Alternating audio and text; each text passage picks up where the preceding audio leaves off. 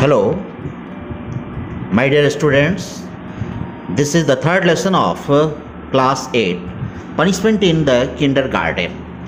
In this very lesson, my dear students, the writer tells that there is a punishment in the kindergarten.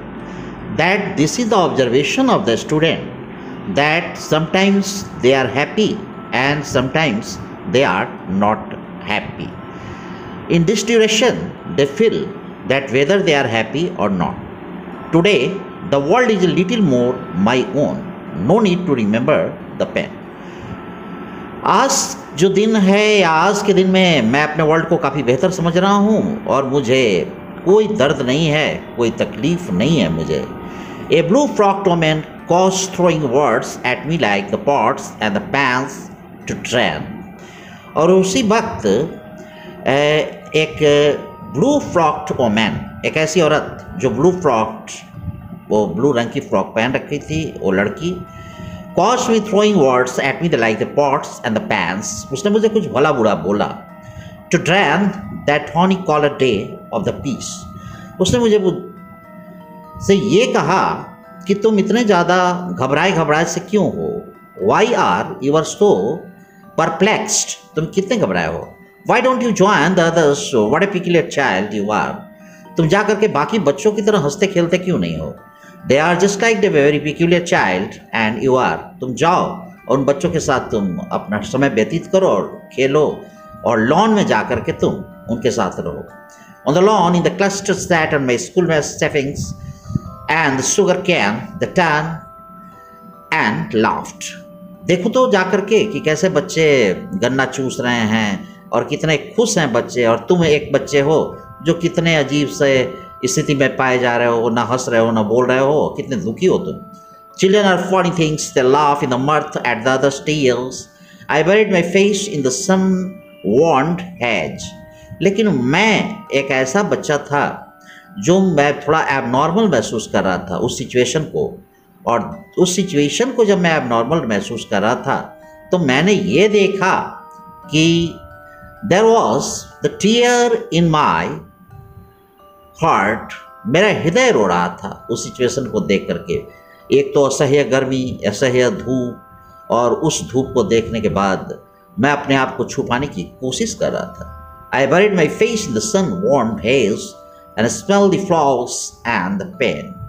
मैंने अपने चेहरे को छुपाने की कोशिश किया सूरज की रोशनी से, और साथ ही साथ जो फ्लावर्स और जो बाकी जो बाग में फूल खिले थे उन सब ने मुझे कोई खुशियाँ नहीं दी.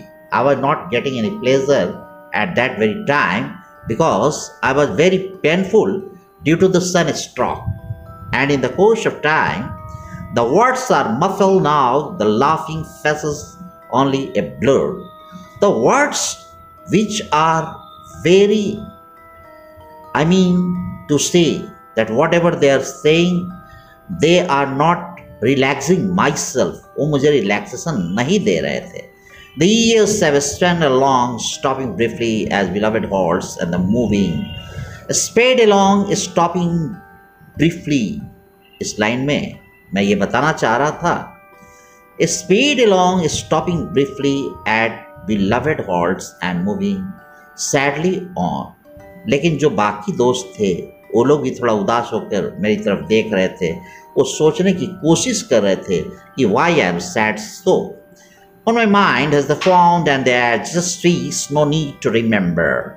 I don't have need to remember the thing. जो भी कुछ हो रहा था मैं बार बार मैंने बताया कि मैं काफ़ी पेंसिव था, मैं काफ़ी दुखी था, and I don't want to assess myself, my pensive mood to the others. मैं नहीं चाहता था कि मैं दूसरे को भी कष्ट में डालूं. That big day when I lay hidden by a hedge. एक वो समय आ गया जब वो पिकनिक का दिन था. And when I lay hidden by a hedge, और जब मैंने अपने आप को धूप की रोशनी से छुपाने के लिए कुछ पेड़ों की रोशनी और कुछ ये जो घने पौधे थे वहाँ मैंने अपने आप को छुपाने की कोशिश किया. Watching the still white sun standing lonely in the sky. मैं पूरी तरह से वॉच कर रहा था छुप करके इस रोशनी को, जो सूरज की रोशनी आ रही थी, जो रोशनी पूरी दुनिया में पड़ रही थी और पूरी प्रकाशित कर रही थी लोगों को, और पूरा का पूरा आकाश भी दीप्तमान था। So my dear students, the word meaning to I am just telling to drain, to empty. Drain का मतलब होता है खाली, पिक्यूलियर जो बिल्कुल अलग हो, अलग थलग हो। लॉन गार्डन को बोलते हैं। मर्थ यानी एम्यूजमेंट, मस्ती करना, मेरीमेंट करना। मफल्ड नॉट लाउड और द क्लियर वैगो, जो पूरी तरह से क्लियर नहीं था और पूरी तरह से जोर से नहीं हम बोल सकते हैं, या अगर कुछ बोलते हैं तो उसका स्टेटमेंट समझ में नहीं आता है। द वर्ड्स आर मैफिल्ड नाउ, क्योंकि जो भी वर्ड्स वो बोल रहे थे, जो कुछ कह रहे थे, मेरे लिए वैगो वर्ड्स था। अगर वो चाहते थे कि मुझे हंसा दें, वो चाहते थे कि मैं हंसूं, तो ये सारे वर्ड्स मुझे खुशियाँ नहीं दे रहे थे। By this way I am just coming towards the comprehension. Read the lines and answer the questions that follow. No need to remember the pen. Who said this? किसने कहा कि कोई ज़रूरी नहीं है कि दर्द को तुम याद करो। They were students were just telling this. ये कह रहे थे, Why don't you join the others? What a peculiar child you are. ये किसने कहा कि तुम कितने पिक्यूलियर हो, तुम कितने अजीबो गरीब हो कि बच्चों के साथ तुम जाकर के ज्वाइन नहीं कर रहे हो। Who is a speaker? कौन है speaker? Standing lonely in the sky. Was standing lonely in the sky. कौन वहाँ पे खड़ा था?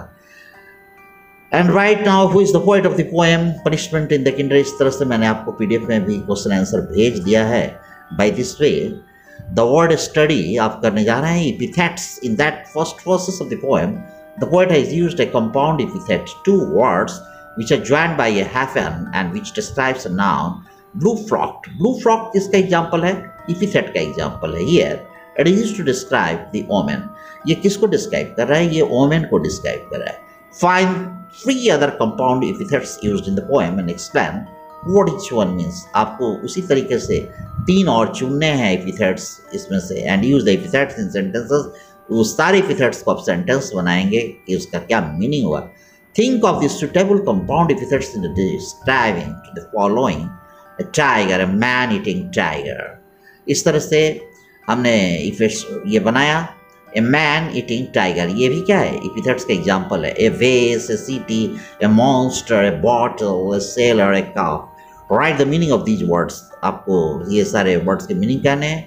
हेज का मतलब क्या होता है? ड्रेन का मतलब क्या हुआ? क्लस्टर। मर्थ का मतलब क्या है? बरीड। फेंस का मतलब क्या होता है? To enhance. वर्च का मतलब क्या होता है? Hilarity, heed. Barricade, to consume. And group to laughter, interest, barrier जैसे रुकावट, टू डिप्लेट, गैदरिंग एक जगह इकट्ठा होना। जॉलिटिटी, हंसी खुशी का आलम। सीक्रेट, जो बातें बिल्कुल सीक्रेट हों, जिसे बताया नहीं जा सके। एंड ग्रामर स्टडी में मेटाफर्स के बारे में बताया जा रहा है आपको। Do you remember reading about the similes is there when we see that something is like the something else we can use this. इसी तरह की कोई चीज़ एक ही तरह की हो, that is called the simile. And we make a comparison, we sometimes don't to say that something like another, but that's not the thing that our daily conversation, we use many conversations to be the kind. For example, we might see my friend will never give in and he has no an iron will. We use the word iron to describe the person's will, but we know that he will not really made of the iron. अब ये सिमली, इस चीज़ को हम सिमली के रूप में या metaphor के रूप में भी हम दे सकते हैं। It is the hard as the iron. कोई चीज़ ऐसा हो जो लोहे की तरह हार्ड हो। This is very metaphorical, this is a metaphor, and we say that it may be the simile. We sometimes called a camel the sheep of, जैसे कैमल है, कैमल को हम बोलते हैं कि वो sheep of the desert है। वो कहाँ का डेजर्ट? तो मरुस्थल का। वो क्या है? वो जहाज है। We know altogether desert is not a sea. There are some similarities, and desert is lonely and flat, and so in the sea. We therefore compare a camel to the sheep onto the sea. Comparison of this kind are called the metaphors. When you say that something is something else and we are using the metaphors, and metaphors use कर रहे हैं। Here is the example of the literal use of the word and the metaphorical use of the same word.